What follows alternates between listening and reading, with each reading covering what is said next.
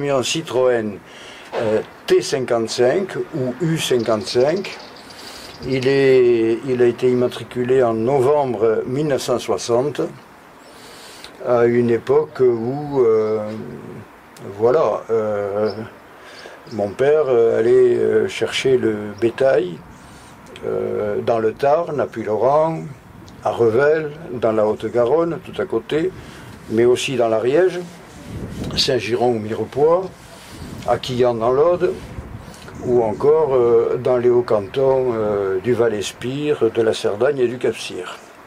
Avec ce camion qui n'était pas le seul, et qui est qui à l'époque était un camion formidable, puisque c'est un des premiers à direction et frein assisté.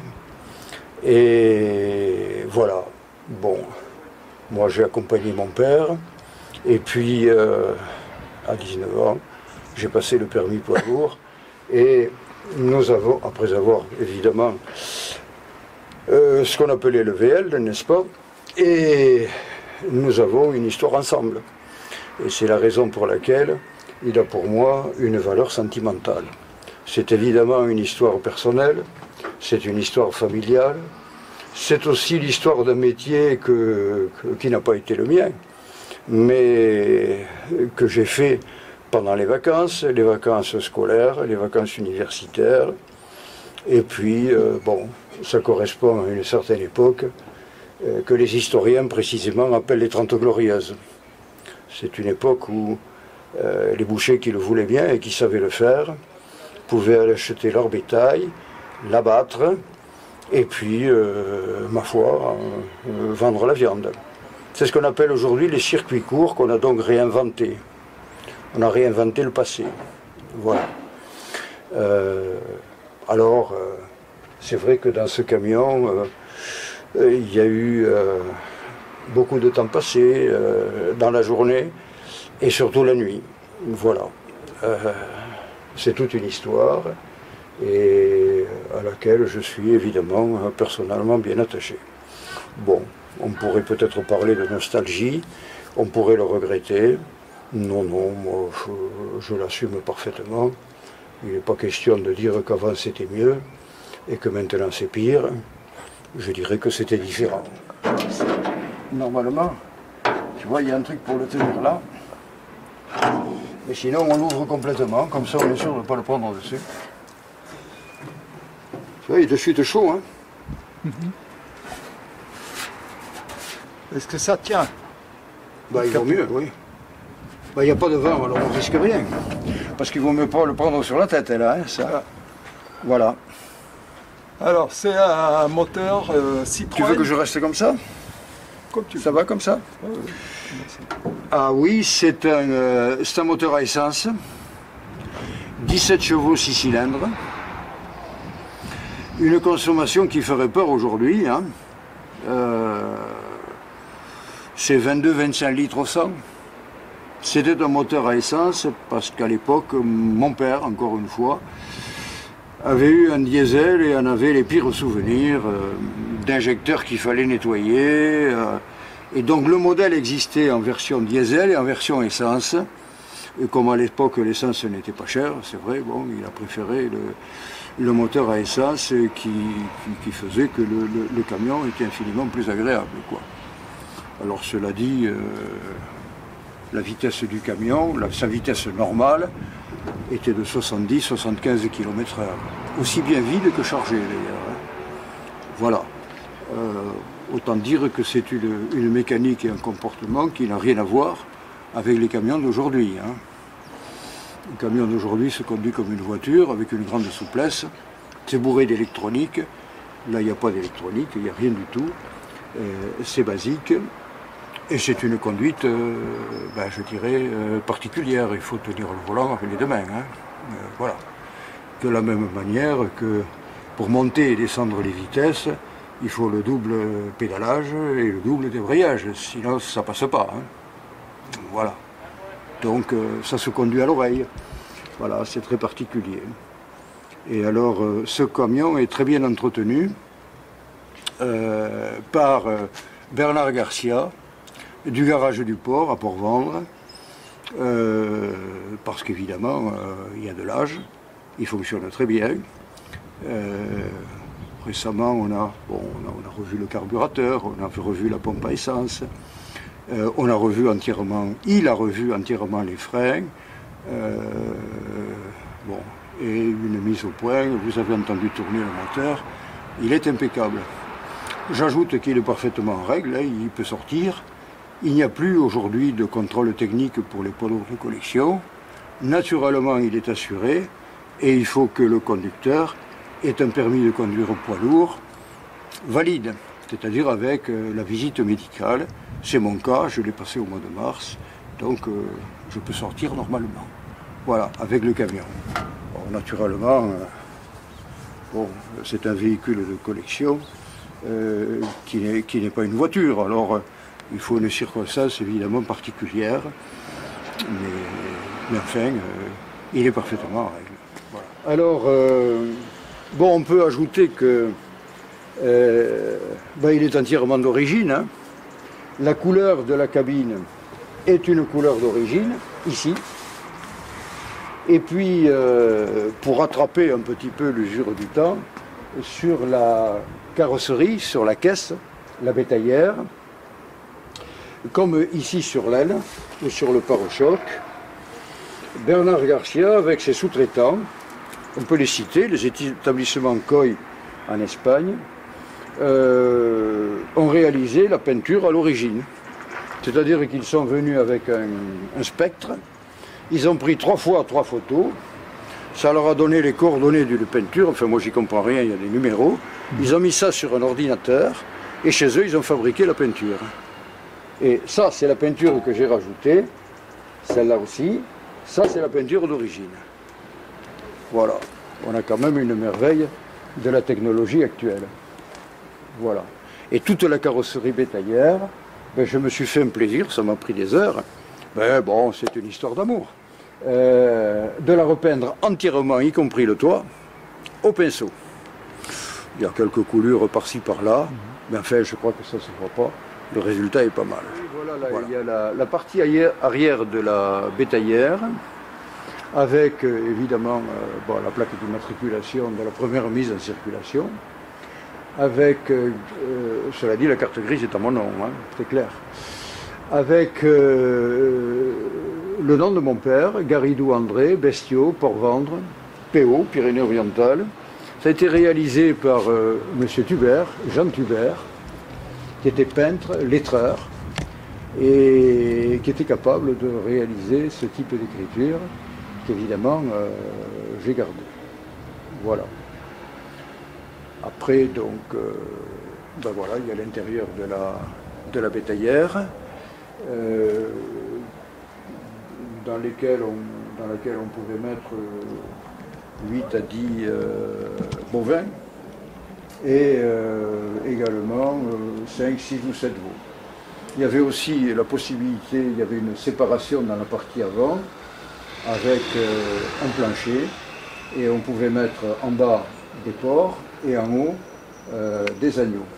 S'il y a une échelle, c'est parce qu'il y avait une galerie dans laquelle et on pouvait mettre sur le toit dans des caisses en bois des agneaux ou de la volaille. Et puis ensuite, bon, c'était un peu acrobatique, puis je crois que ça a été interdit, et c'est pas plus mal. Oui, je voudrais dire d'abord qu'à une époque où on parle beaucoup de la maltraitance du bétail, c'était pas le cas ici. Hein. D'ailleurs, ça n'était pas l'intérêt, parce qu'on avait intérêt quand même aussi à arriver avec du bétail en bon état. Donc il fallait avoir une conduite douce, il fallait pas de coups de volant sec, surtout pas de coups de frein, parce que si tout le monde, alors à ce moment-là, tout le monde partait vers l'avant, et on était obligé de s'arrêter et de décharger, et de tout remettre en place. Donc il fallait faire très attention, ne pas aller trop vite, et éviter les conduites brutales. Voilà. Vous voyez aussi donc des cordes qui servaient à attacher le bétail, et des cordes longues, des longes, et un masque, puisque mon père achetait des bêtes de montagne en particulier des bêtes de la Massane, que l'on chargeait soit au Rimbaud, soit à la Vaille. Bon, vous imaginez ce qu'était la route du Rimbaud et la route de la Vaille dans les années 60. Oui, c'était un peu compliqué pour y aller, mais enfin on y arrivait, c'était surtout pour faire demi-tour. Et alors là, les bêtes étaient dans un enclos, il y avait les cordes longues, on leur passait le lasso sur les cornes, et puis de l'extérieur, on les tirait, on les montait elles montaient toutes seules d'ailleurs, hein, puisque quelquefois d'un bond, elles partaient d'ici et elles atterrissaient au fond. Hein. Et puis après, il fallait rentrer pour les accrocher avec des cordes beaucoup plus courtes. Il fallait faire attention de ne pas se faire coincer entre elles et la paroi du camion. Ici, vous avez un choc. C'est pas en reculant, c'est le coup de tête d'un taureau. Rassurez-vous, il était un peu sonné, mais il n'est pas mort. Hein. Il avait loupé la porte d'entrée. Là, je m'en souviens parce que j'étais à côté. Oui, alors, voilà, il y a deux cordes longues qui étaient ces longes qui permettaient de récupérer le bétail dans un corral et puis de le faire monter en l'attirant de l'extérieur, Et puis, quand on le pouvait aussi, surtout pour des taureaux, on mettait ce masque. Voilà, qu'on attachait sur les cornes, comme ça ils ne voyaient pas. C'était pas du tout pour le martyriser, je ne veux pas me mettre les véganes sur le dos, hein, mais c'était pour sécuriser l'opération, à la fois pour lui et pour ceux qui manipulaient. Puis une fois qu'il était dans le camion, évidemment, on enlevait le masque. Voilà. On le remettait souvent pour décharger, parce que, bon, il faut quand même faire attention, quoi. Voilà. Le plancher est d'origine. La carrosserie était forcément robuste, vous le voyez, il y a un cerclage. Dans le sens horizontal et dans le sens vertical également. La carrosserie a été faite par Alquier de Mazamet, qui était un peu le spécialiste dans notre région hein, des bétaillères. Mon père en avait fait faire plusieurs chez lui, des Citroën U23 en particulier. Et c'était nécessairement du métal, parce que l'aluminium ni le bois n'aurait pas tenu le coup compte tenu de la nature du bétail que mon père achetait, qui était du bétail bio, du bétail naturel. Vous savez, les bêtes de la Massane, où elles étaient saines, où elles n'existaient pas, hein, c'est clair. Alors évidemment, la contrepartie, c'est que la carrosserie vide était déjà lourde, beaucoup plus lourde que si elle avait été en alu ou en bois. Mais enfin, c'était nécessaire, sinon ça n'aurait pas tenu le coup. Bon, on peut ajouter aussi qu'il y a des anneaux, voilà, qui correspondent à ce cerclage vertical, puisqu'à l'époque, il n'était pas interdit sur de courtes distances de transporter des quartiers de viande. Voilà, à condition évidemment que le camion soit propre. J'ajoute à ce sujet que pour la propreté du camion, c'était très exigeant. À chaque voyage, naturellement, il fallait le nettoyer. On mettait de la paille, il y avait du fumier, il fallait tout vider, il fallait tout nettoyer, il fallait tout désinfecter avec des produits adaptés, et il fallait que ce soit absolument propre. Et quand le camion partait, il fallait qu'il soit propre, et il y avait une ou deux balles de paille que l'on ne défaisait que quand le bétail montait. Voilà, pour qu'elle forme un tapis et pour éviter que les bêtes glissent. Voilà. Mais on ne les défaisait qu'au moment que quand les bêtes étaient sur place, parce que sinon la paille aurait pu s'envoler. Voilà. Alors là, il y a eu quelques aménagements. Au départ, c'était beaucoup plus ouvert. Il y avait ici des regards, au départ, pour que ce soit plus aéré. Alors le camion, évidemment, passait tous les ans le contrôle technique des mines, ça c'était la partie mécanique, mais passait aussi le service vétérinaire. Alors là, les choses ont évolué, puisque, bon, au départ, c'était très aéré, et puis les services d'hygiène et vétérinaires ont dit non, non, non, il ne faut pas que les gens voient trop les bêtes, parce que ça va à l'abattoir, etc., etc. D'ailleurs, on n'allait pas tout à l'abattoir, mais enfin, peu importe. Donc, il faut cacher. Donc, on a donc rajouté ça, on a fermé ça. Et 2 ou 3 ans après, lors d'une visite suivante, on nous a dit mais qu'est-ce que ça vient faire ça, les bétons trop chauds là-dedans, il faudrait l'enlever. Et je me souviens que mon père avait dit bon ben je vous laisse le temps de réfléchir parce que quand je les aurai enlevés, quand je vais revenir, on va me dire qu'il faut les remettre. Hein. Voilà. Ça c'est une histoire de normes. Vous voyez. Par contre donc vous voyez devant on avait gardé parce qu'il faut quand même dire que quand au mois d'août on passait sur le seuil de l'Auragais à 1h de l'après-midi, il faisait pas froid quand même. Hein. Il faisait pas froid. Voilà. Il n'y avait pas la clim dans la voiture. Non, il n'y avait pas la climatisation. Il y avait le chauffage dans le camion, dans la cabine. Oui, le chauffage, oui. Il n'y avait pas de climatisation, naturellement. Mais enfin, dans la bétaillère non plus. Mais je signale quand même que c'était quand même pas mal prévu parce que le toit, il y a une tôle à l'extérieur et à l'intérieur, il y a des plaques de contreplaqué. Alors il n'y a pas d'isolant entre les deux, mais enfin ça faisait quand même effet d'isolant. C'est dire que le camion que vous avez ici, mais qui n'est pas là. Là vous avez directement le fer, là il y a de l'isolant. Pour cette époque-là, c'était déjà pas mal conçu. Voilà. Alors ces pneus sont des pneus que mon père a achetés dans les années 60. Ils ont été conservés ici en très bon état. Et je les ai fait monter il y a peu par les établissements Malo et Euromaster à Argelès. Ces 4 pneus ont été achetés par mon père à Praz-de-Moyau à l'époque où il y avait des stations-service. Moi j'étais à côté de lui, c'est lui qui conduisait. On descendait avec du bétail et puis il voit en promotion des pneus Michelin. Il s'arrête, il me dit on dirait que c'est la dimension des pneus. Je dois dire que le camion était bien chaussé, on n'a pas besoin de pneus, je n'ai pas bien compris. Alors il est descendu, il a vu le gars de la station, il a marchandé les pneus, comme il marchandait le bétail. Et puis bon, si je vous prends tous les 4, combien ça me coûtera, etc. Et on les a embarqués parce qu'il y avait de la place.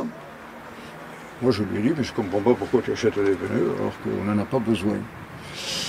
Et il m'a dit, oh, si tu avais dû rouler pendant la guerre avec les pneus glisse, avec lesquels j'ai roulé, parce que ces pneus-là, le jour où tu les voudras, tu n'en trouveras plus. Et effectivement, l'année dernière, il avait raison. Ouais. Parce qu'il en a manqué 2, on a fait le tour de chez Michelin pour trouver ces trucs-là, on ne les a pas trouvés, et les pneus de devant ne sont pas donc il y a bien les 4 pneus, ces 4 pneus arrière sont des Michelin, la roue de secours est également un Michelin, mais les pneus avant, on n'a pas trouvé, donc ce sont des pneus de fabrication chinoise, mais enfin bon, ils font très bien l'affaire pour la route que ce camion pourra faire, c'est-à-dire finalement quelques kilomètres. Quoi.